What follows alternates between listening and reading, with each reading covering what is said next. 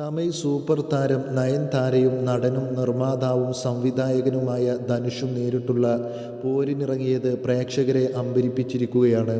നയൻതാര ധനുഷിനെതിരെ പുറത്തുവിട്ട തുറന്ന കത്ത് ചർച്ചയാകുമ്പോൾ എന്താണ് ഇവരുടെ പകയുടെ ചരിത്രം എന്നതാണ് പ്രേക്ഷകർ തിരയുന്നത്. നയൻതാരയെക്കുറിച്ച് നെറ്റ്ഫ്ലിക്സ് തയ്യാറാക്കിയ ഡോക്യുമെൻ്ററിയിൽ ധനുഷ് നിർമ്മിച്ച നയൻസ് ചിത്രം നാനും റൗഡി താനിൻ്റെ പിന്നാമ്പുറം ദൃശ്യങ്ങൾ ഉപയോഗിച്ചിട്ടുണ്ടായിരുന്നു.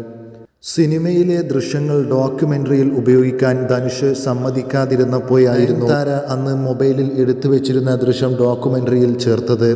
ഇതുൾപ്പെടെ ട്രെയിലർ പുറത്തു വന്നതിന് പിന്നാലെ ധനുഷ് 10 കോടി രൂപ നഷ്ടപരിഹാരം ആവശ്യപ്പെട്ട് നയൻതാരയ്ക്ക് നോട്ടീസ് അയച്ചു. 3 സെക്കൻഡ് വിഷ്വലിന് 10 കോടി രൂപ നഷ്ടപരിഹാരം ആവശ്യപ്പെട്ടതിലെ അനൗചിത്യം ചോദ്യം ചെയ്ത് നയൻതാര 3 പേജുള്ള കുറിപ്പ് സാമൂഹ്യ മാധ്യമ അക്കൗണ്ടുകളിൽ ഇട്ടു.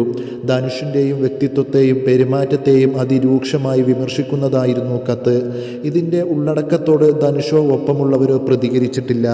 എന്നാൽ ധനുഷിനൊപ്പമോ അദ്ദേഹം നിർമ്മിച്ച സിനിമകളിലോ അഭിനയിച്ചിട്ടുള്ള പല താരങ്ങളും നയൻതാരയെ പിന്തുണച്ച് പരസ്യമായി രംഗത്ത് വരികയും ചെയ്തു.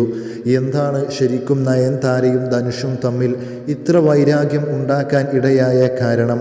2014 നയൻതാരയെ നായികയാക്കി ധനുഷ് നിർമ്മിച്ച ചിത്രമാണ് നാനും റൗഡി താൻ. നയൻതാരയുടെ ജീവിത പങ്കാളി വിഘ്നേഷ് ശിവൻ ആയിരുന്നു സിനിമയുടെ സംവിധായകൻ. താനും വിഘ്നേഷും ഇഷ്ടപ്പെടുന്നതും പ്രണയത്തിലായതും ഈ സിനിമയുടെ സെറ്റിൽ വെച്ചാണെന്ന് നയൻതാര പിന്നീട് പറഞ്ഞിട്ടുണ്ട്. ഈ അനുഭവങ്ങൾ ഡോക്യുമെൻ്ററിയിൽ ഉൾപ്പെടുത്താനാണ് ദൃശ്യങ്ങൾ ആവശ്യപ്പെട്ടത്.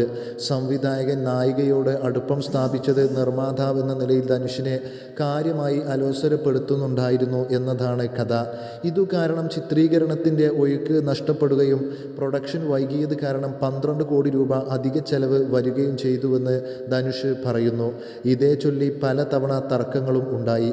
ഒരു ഘട്ടത്തിൽ ചിത്രം തന്നെ ഉപേക്ഷിക്കാൻ ധനുഷ് ആലോചിച്ചിട്ട് ഉണ്ടായിരുന്നു. അവസാന ഘട്ടത്തിൽ ധനുഷ് വേണ്ടത്ര പണം നൽകാത്തതിനാൽ നയൻതാര വിഘ്നേഷിനു വേണ്ടി സ്വന്തം പണം മുടക്കിയാണ് സിനിമ പൂർത്തിയാക്കിയതെന്ന് സിനിമാ നിരീക്ഷകൻ രമേശ് ബാല പറയുന്നു.